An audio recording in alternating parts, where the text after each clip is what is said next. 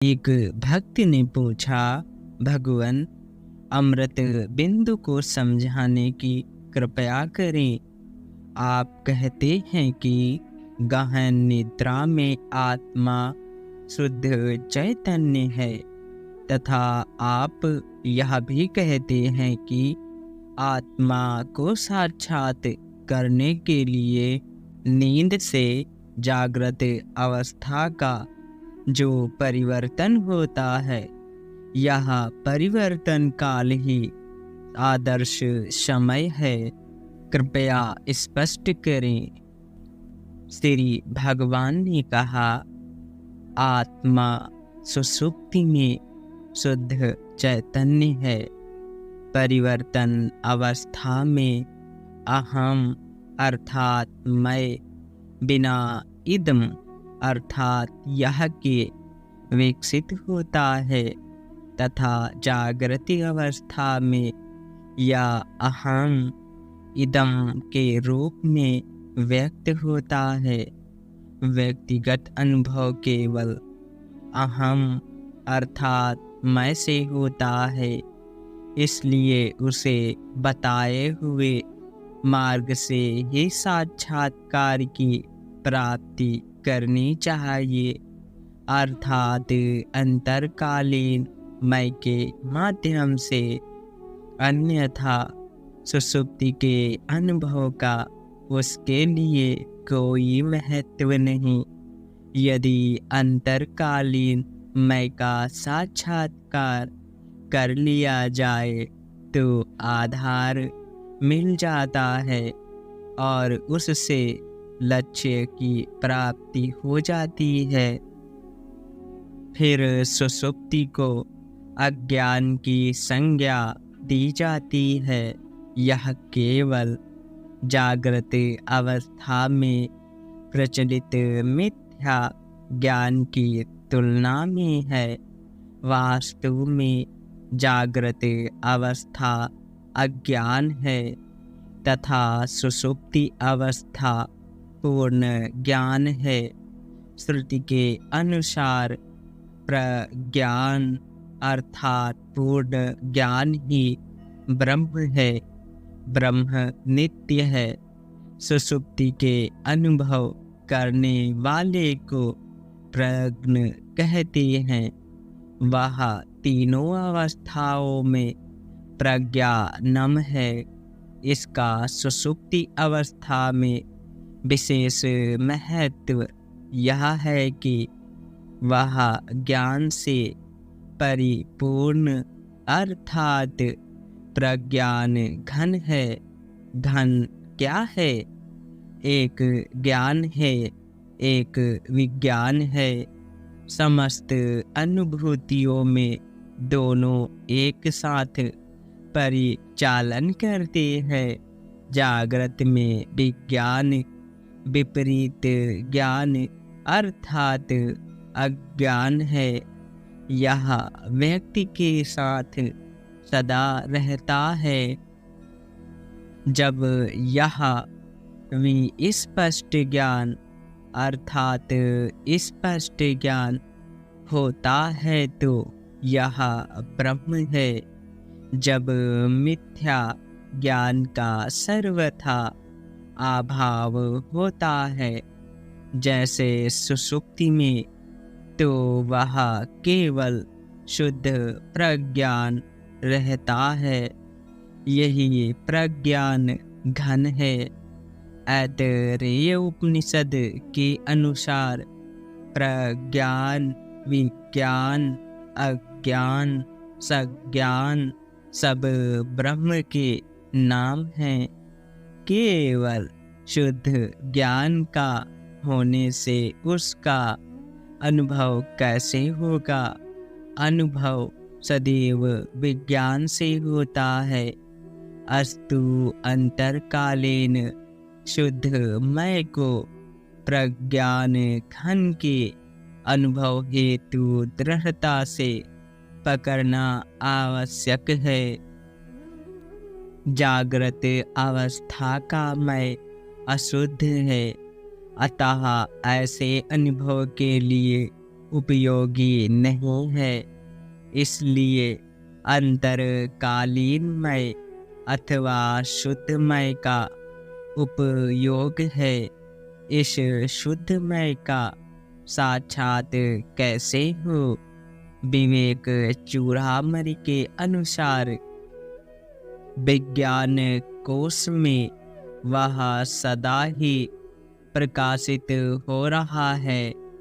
त्रिपुरा रहस्य तथा अन्य ग्रंथों के मत से दो संकल्पों के बीच में जो संधि होती है वह शुद्ध अहममय के सादृश्य है। अतः शुद्ध मय पर दृढ़ रहकर प्रज्ञान घन को लक्ष्य रखना चाहिए। इस प्रयास में ही वृत्ति है। इन सब का उपर्युक्त कर्मानुसार स्थान है और यही साक्षात्कार कराते हैं। फिर विवेक चूड़ामणि में आत्मा को असत से परे अर्थात असत से भिन्न बताया गया है। यहाँ असत जागृत अवस्था का अशुद्धमय है।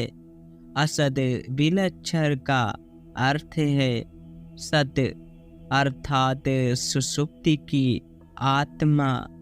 आत्मा को सत तथा असत दोनों से भिन्न कहा गया है। दोनों का एक ही अर्थ है, वह अशेष अर्थात साक्षी भी है। यदि शुद्ध है तो अशुद्ध मैं द्वारा उसका अनुभव कैसे संभव है? मनुष्य कहता है मैं आनंद पूर्वक सोया, आनंद उसका अनुभव था। यदि ऐसा न होता तो जिस वस्तु का उसने अनुभव नहीं किया उसकी चर्चा कैसे करता? यदि आत्मा शुद्ध था तो उसने सुषुप्ति में सुख का अनुभव कैसे किया? वह कौन है जो उसकी चर्चा अब कर रहा है? कहने वाला विज्ञात्मा है और वह प्रज्ञात्मा के बारे में कह रहा है। ऐसा कैसे ठीक हो सकता है? क्या यह विज्ञात्मा सुषुप्ति में विद्यमान था? उसका अब सुषुप्ति के सुख के अनुभव का वर्णन करने से यह निष्कर्ष निकलता है कि सुषुप्ति में उसका अस्तित्व था। तब वह कैसे रहा? निश्चय ही जागृति अवस्था के समान नहीं था। वहाँ यह अत्यंत सूक्ष्म रहा। अत्यंत सूक्ष्म विज्ञानात्मा प्रज्ञानात्मा के आनंद को मायावृत्ति द्वारा अनुभव करता था। यह शाखा प्रशाखा व पत्तों के नीचे चंद्रमा की किरणें दिखने के समान है। इस क्षण के प्रकट विज्ञानात्मा को सूक्ष्म विज्ञानात्मा अपरिचित प्रतीत होता है। हम सुषुप्ति में उसके होने का अनुमान क्यों करें? क्या हमें आनंद के अनुभव को अस्वीकार कर इस अनुमान को समाप्त नहीं कर देना चाहिए?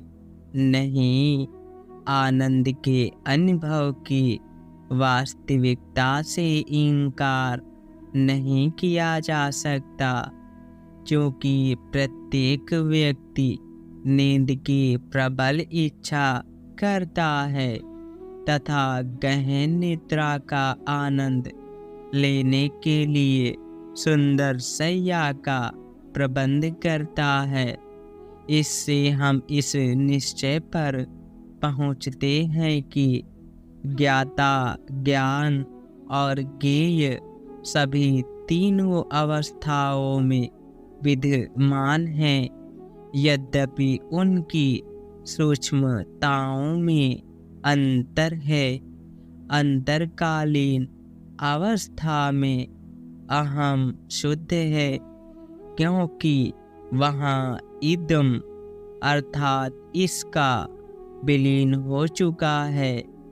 अहम अर्थात मैं ही प्रधान है। उस शुद्ध मैं का हम अब साक्षात अथवा स्मरण भी क्यों नहीं कर पाते, क्योंकि उससे परिचय नहीं है। जागृति के साथ लक्ष्य लगाओगे तो उसे पहचान सकोगे। अतः जागृति के साथ प्रयत्न करो और उसे प्राप्त करो। यह प्राप्ति ही अमृत बिंदु है, अर्थात शुद्ध मैं की प्राप्ति ही अमृत बिंदु के तुल्य है। इस शुद्ध मैं की प्राप्ति अमरता की निशानी है। यह कभी भी नष्ट न होने वाला मैं ही तुम हो। हरि ओम तत्सत।